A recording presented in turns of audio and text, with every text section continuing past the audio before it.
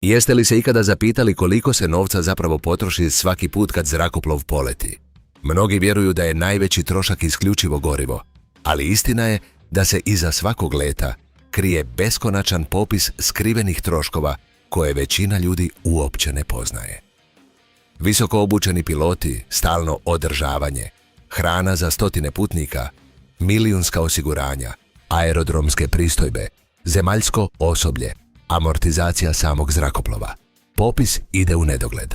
No, prije nego što vam otkrijemo sve ove skrivene troškove koji letenje čine jednom od najskupljih operacija na svijetu, ako vas fascinira avijacija i želite otkriti tajne zrakoplovne industrije, pretplatite se na kanal sada i lajkajte ovaj video, jer ćemo raščlaniti svaki dolar koji se potroši u zraku.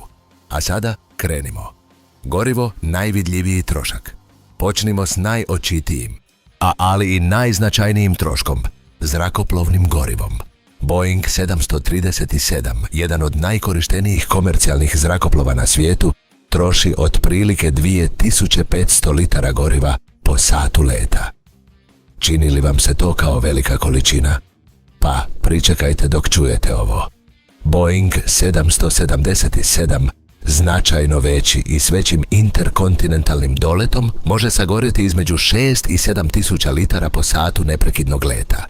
A ako govorimo o divu Airbusu A380, najvećem putničkom zrakoplovu ikada izgrađenom s kapacitetom za više od 500 putnika, lako možemo premašiti 12.000 litara goriva za svaki sat u zraku.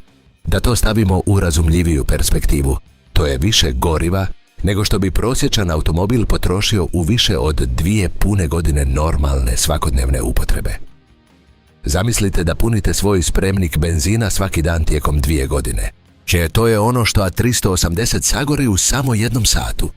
A koliko zapravo košta punjenje tih gigantskih spremnika? Cijena zrakoplovnog goriva, u industriji tehnički poznatog kao Jet A1, stalno varira ovisno o svjetskom tržištu nafte i fluktuacijama cijene barela. Ali možemo izračunati konzervativni prosjek od 2 do 3 dolara po litri u normalnim tržišnim uvjetima. Tijekom naftnih kriza, poput one 2022. godine, cijene su skočile i do 4 dolara po litri. Tako da samo na čisto gorivo let može koštati od 5000 do 100.000 dolara ili čak i više, ovisno isključivo o specifičnom tipu zrakoplova i ukupnoj prijeđenoj udaljenosti. Zamislite da upravo sada gledate komercijalni zrakoplov kako prolazi iznad vaše glave. Svake sekunde dok ostaje u zraku, on doslovno spaljuje dolarske novčanice kao da su papir u kaminu. Tipični transatlantski let od New Yorka do Londona u Boeingu 787 Dreamlineru potroši otprilike 60.000 litara goriva za prijelaz Atlantika. Uz prosječnu cijenu od 2,5 dolara po litri, to znači 150.000 dolara samo u gorivu za jedno jedino putovanje u jednom smjeru. I taj isti avion, taj put prijeđe 100 puta godišnje. Ako obavi 300 letova godišnje, govorimo o 45 milijuna dolara godišnje samo za gorivo za jedan jedini zrakoplov. Ali gorivo je samo početak ove složene financijske priče. Zrakoplovne tvrtke ne kupuju gorivo po tržišnoj cijeni svaki dan. Kupuju ga putem ugovora o zaštiti ili hedginga, kako bi se zaštitile od nepredvidivih fluktuacija cijena. Neke se zrakoplovne tvrtke dobro oklade kupujući unaprijed kada su cijene niske i uštede milijune kada nafta poskupi. A druge se loše oklade i izgube bogatstvo kada kupuju skupo, a zatim cijene padnu. Southwest Airlines jednom je uštedio 500 milijuna dolara u godini dana, zahvaljujući pametnoj strategiji hedginga. No druge su zrakoplovne tvrtke djelomično bankrotirale zbog pogrešnih procjena oko cijene goriva. Letačka posada, mozak u zraku. Za let modernim komercijalnim zrakoplovom nije dovoljno samo ga napuniti gorivom. Potrebni su vam izuzetno obučeni i iskusni piloti, a oni definitivno ne rade besplatno. Pilot komercijalne zrakoplovne tvrtke može zaraditi između 120 i 300.000 dolara godišnje, ovisno o više čimbenika, nakupljenom iskustvu, tipu zrakoplova kojim upravlja, rutama na kojima leti i tvrtki za koju radi. Ako izračunamo dijeleći godišnju plaću s brojem sati leta, u prosjeku svaki pilot košta otprilike 150 do 250 dolara po satu leta. I uvijek zapamtite ključni detalj. U kabini su uvijek najmanje 2 pilota. Na dugolinijskim letovima koji prelaze 8 sati potrebna je čak i rezervna posada, što znači ukupno 3 ili 4 pilota za jedan let. Neki ultra dugi letovi, poput onog od Singapura do New Yorka, noze do 4 pilota. A što je s kabinskim osobljem? Svaka stewardesa ili steward, koji su zaduženi za vašu sigurnost i udobnost tijekom leta, mogu zaraditi između 30 i 60 tisuća dolara godišnje. Po satu leta to predstavlja otprilike dodatnih 40 do 80 dolara po osobi. I ne zaboravimo da na jednom letu velikog zrakoplova može biti od 4 do 14 članova kabinskog osoblja. Ali Airbusa 380 u punoj konfiguraciji zahtijeva do 20 članova kabinske posade. Već vidite kako se račun brzo povećava. Sada zamislite međunarodni let od 10 sati s punom posadom, 4 pilota i 12 stewardesa. Samo u plaćama letačke posade taj put može lako koštati više od 5.000 dolara. I to bez uračunavanja ikoga od zemaljskog osoblja koje također radi za taj let. Osim toga, kontinuirana obuka pilota košta milijune. Simulatori leta koštaju između 10 i 15 milijuna dolara svaki, a svaki pilot mora redovito trenirati na njima. Taj se trošak također dijeli na sve letove. Održavanje, nevidljivi trošak. Sada zamislite ovo što vrlo malo putnika uzima u obzir ili razumije. Svaki put kad zrakoplov leti, on ne troši samo gorivo, on doslovno troši vlastito tijelo. Komponente se troše, sustavi se umaraju i dijelovi se približavaju kraju svog radnog vijeka.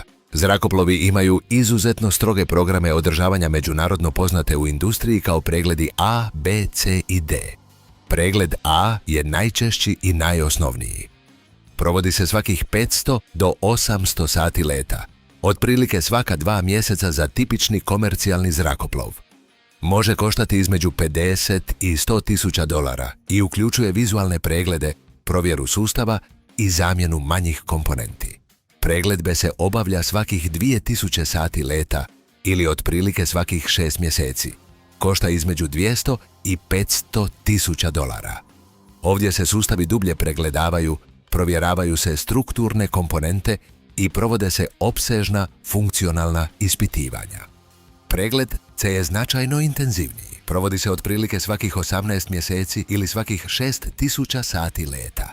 A može doseći između 1 i 3 milijuna dolara. Zrakoplov se povlači iz prometa na nekoliko tjedana. Otvaraju se pristupne ploče po cijelom trupu, pregledavaju se kabeli, cijevi, strukture, provode se nerazorna ispitivanja rentgenskim zrakama i ultrazvukom kako bi se otkrile mikroskopske pukotine nevidljive ljudskom oku i strašni pregled D, najdublja moguća revizija. Radi se svakih 6 do 10 godina, ovisno o modelu. Može lako koštati između 5 i 10 milijuna dolara. U ovom posljednjem pregledu zrakoplov se gotovo potpuno rastavlja tijekom nekoliko mjeseci. Uklanja se cijela unutrašnjost, pregledavaju se sve strukturne komponente, ispituju se svi električni, hidraulički i pneumatski sustavi. To je praktički ponovna izgradnja zrakoplova od nule. Ovi pregledi nisu opcionalni niti jeftini. I svi su apsolutno obvezni prema međunarodnim sigurnosnim propisima. Zamjena glavnih guma koje koštaju 20 tisuća dolara svaka i moraju se zamijeniti otprilike svakih 300 slijetanja. Servisiranje mlaznih motora koji vrijede između 10 i 20 milijuna dolara svaki i zahtijevaju velike revizije svakih 10 tisuća sati. Pedantno pregledavanje svakog kvadratnog centimetra krila, tražeći koroziju ili strukturni zamor. Sve košta i košta jako puno novca.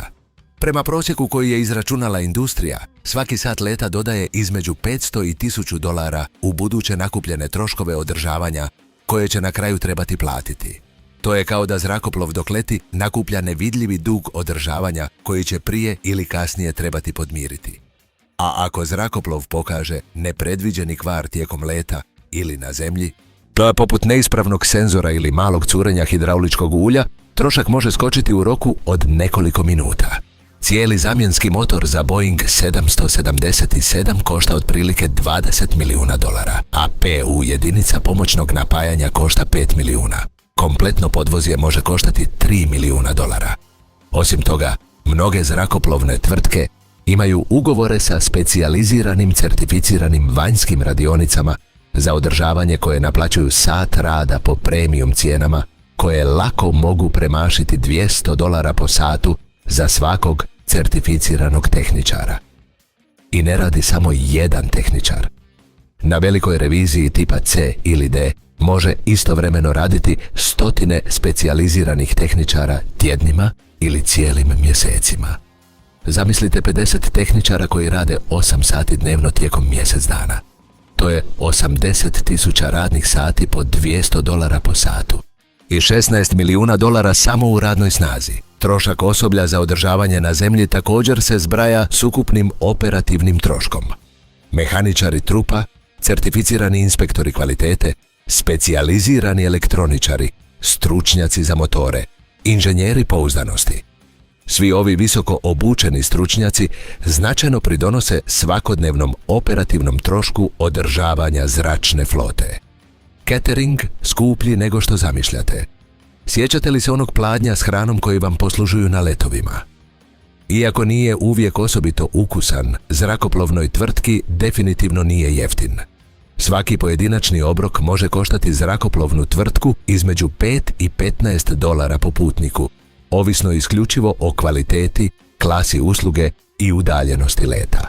Ako je na tipičnom letu 200 putnika, ukupni trošak cateringa može biti od $1,000 do $3,000 samo za hranu. A na premium letovima poslovne ili prve klase, gdje se poslužuju uistinu gurmanska jela s višestrukim opcijama jelovnika, trošak je eksponencijalno veći. Može doseći $50 ili čak $100 po putniku u međunarodnoj prvoj klasi. Osim troška same hrane, tu je i hlađeno skladištenje u zrakoplovu, osoblje koje utovaruje i istovaruje, kamioni hladnjače koji prevoze hranu do zrakoplova. Sve se zbraja. I ovdje dolazi zanimljivo pitanje koje ste si sigurno postavili.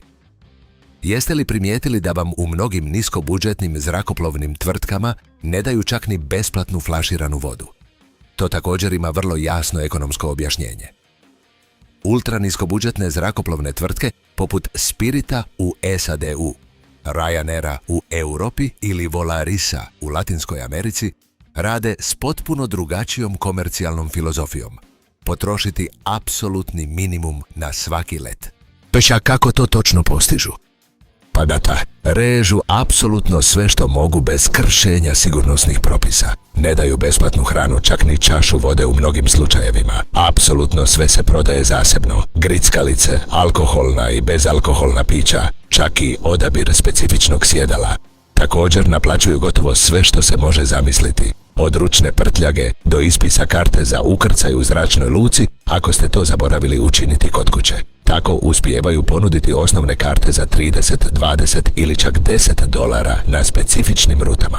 Ali ako zbrojite sve dodatne naknade, konačna cijena može premašiti onu tradicionalne zrakoplovne tvrtke, aerodromske pristojbe, cestarina na nebu i naravno slijetanje na aerodrom uopće nije besplatno. Svaki put kad zrakoplov dodirne tlo u bilo kojoj zračnoj luci na svijetu, automatski počinje još jedan opsežan popis naplata.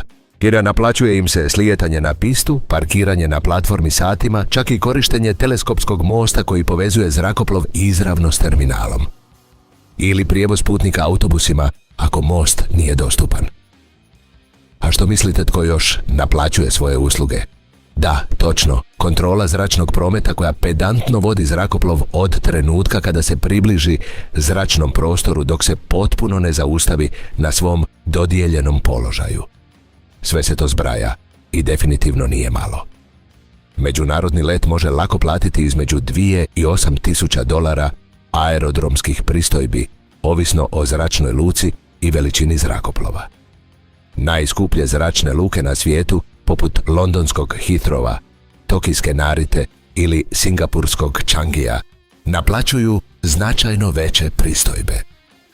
A ako let kasni u odnosu na svoj zakazani raspored, često postoje i dodatne kazne ili ekstra naknade za korištenje infrastrukture izvan dodijeljenog vremena. Neke zračne luke naplaćuju više u špici kada su objekti preopterećeni. Da, iako to ne vidite izravno, Svaki put kad zrakoplov dotakne tlo, plaća ogroman račun koji je uključen u cijenu vaše karte.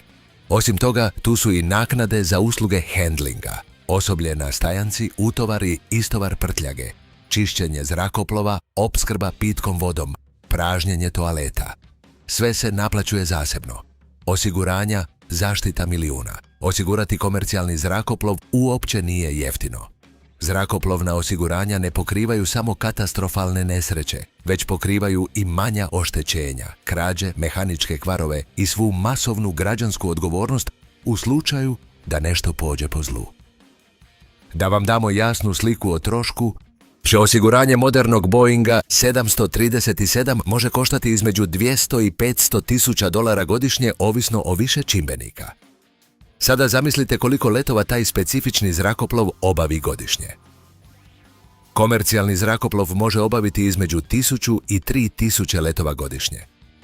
Ako to proporcionalno podijelimo, svaki pojedinačni let nosi oko 300 do 800 dolara samo u trošku osiguranja.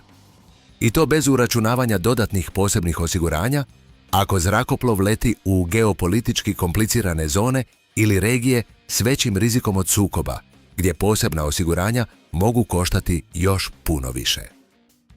Nakon incidenta s letom MH17 kompanije Malaysia Airlines, koji je oboren iznad Ukrajine, osiguranja za letenje iznad zona sukoba su skočila. Trošak samog zrakoplova, masivna investicija. Jeste li mislili da je avion sam po sebi besplatan ili da su ga zrakoplovne tvrtke dobile na dar? Potpuno novi Boeing 737 MAX može koštati otprilike 120 milijuna dolara.